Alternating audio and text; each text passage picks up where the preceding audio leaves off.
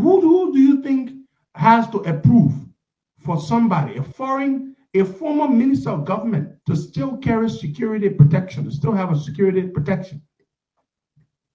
The last time McGill traveled out of the country, when he returned to the country, did you see him come out of the general terminal at the airport?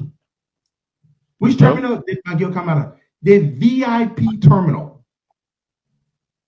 McGill was received at the VIP terminal. That is where he was received. So sit there and think that McGill no longer wields any influence and Georgia is done with him. It is not possible, because both of them, they've done so much together. They are inextricably tied together. Inextricably. I just want you to know that piece of fact. Before you start running around saying, everywhere McGill has gone, all his political rallies in Magidi, he's had his police protection, he's had his EPS detail assigned with him at all times. So get ready. This committee will be set up soon. It will be announced. And the primary objective of this committee is to exonerate, is to extricate McGill of all of these allegations brought against him by the Americans. Costa, my take on this, if we're in government and nominated to serve on such committee, I will decline, because I know within myself that the Americans will not come and lie on an individual. When you decline, just resign your position. Yeah, of course, Costa. If of course, if that will cause me to be free of anything that I will not stay in the ways of the American or international partner, that tomorrow my character will be on the line, I will do that. Because, Costa, the American will not just sit and say, oh, this person, or Boubacar Amara Kamara embezzle XYZ amount of money, and they don't have facts towards it. They do. They did a background investigation. They are everything before coming up with such statement, before coming up with sanction. So if let me say something to you. Okay. Finish your point. You're making a good point. Yes, finish your point. Yes, so if you being on that committee, and then you have been eardropped that, oh, this is what you guys are going to do, is to come up with something that, oh, Nathaniel McGill is a free man, he didn't do what the Americans said that he did, then you as an individual, you should rethink that. Now only for today, tomorrow they may come after you two that stood in their way. Okay, but let me ask you a question. Do Liberians care about integrity and their reputation? He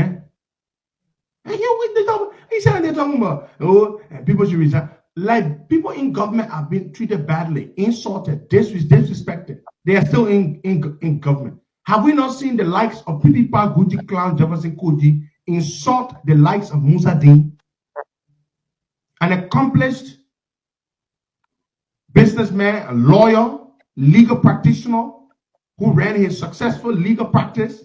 Musa Dean ran one of the most lucrative law practices in the country. Did we not see Musa Dean get insulted publicly by Jefferson Koji? Have we not seen that? Did that piss Musa Dean off to resign from his government job? What is wrong with you? Most Liberians stand for absolutely nothing.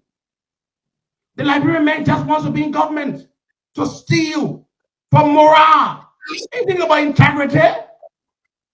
Until we can make government unattractive for people, until we can fight corruption and disgrace corrupt people and discourage and make government unattractive, people will kill their mind and their power to be in government job. Didn't we see the CDC boys led by Jefferson Koji physically assault and humiliate what's his name? 102, the deputy police director for operations, Marvin Sakor. They wasted the same all on Marvin Sakor. Marvin Sakor served in the United States military, I believe the Marine Corps or the U.S. Army. He used to work at the U.S. Embassy, had a good job there. He resigned his job to be 102. They humiliated him. He never resigned. What are you talking about? They let Jules Blamo, Fina Bono insulted Jules Blamo, and the turned around, George Weah suspended him. Jules Blamo was living in America, an American citizen. He could come back to this country and get a job. Still, they want to hold a job in government in Liberia. You don't get it? Because to hold a job in government in Liberia is free for all. You can steal, you can abuse your power, you can do whatever you want to do, and you will go scot-free. That's why they will do anything to hold their government jobs. Until you change that particular thing, it will not end. There are people right now in our camp. They are just waiting for Joe Biden to come to power so they can steal. That's all they're waiting for.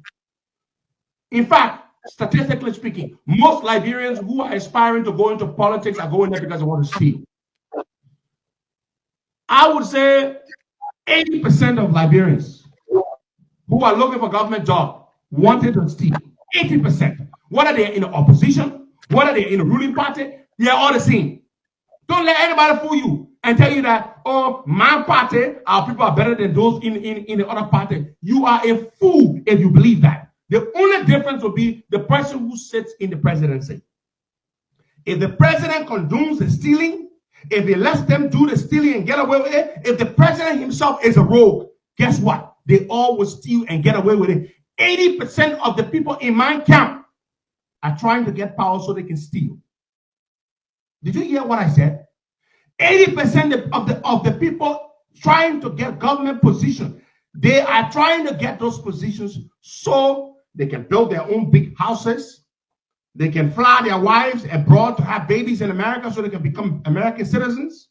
So they can buy vacation homes in some other places. So they can send their kids to the finest schools in America. That's why they are trying to get into getting government.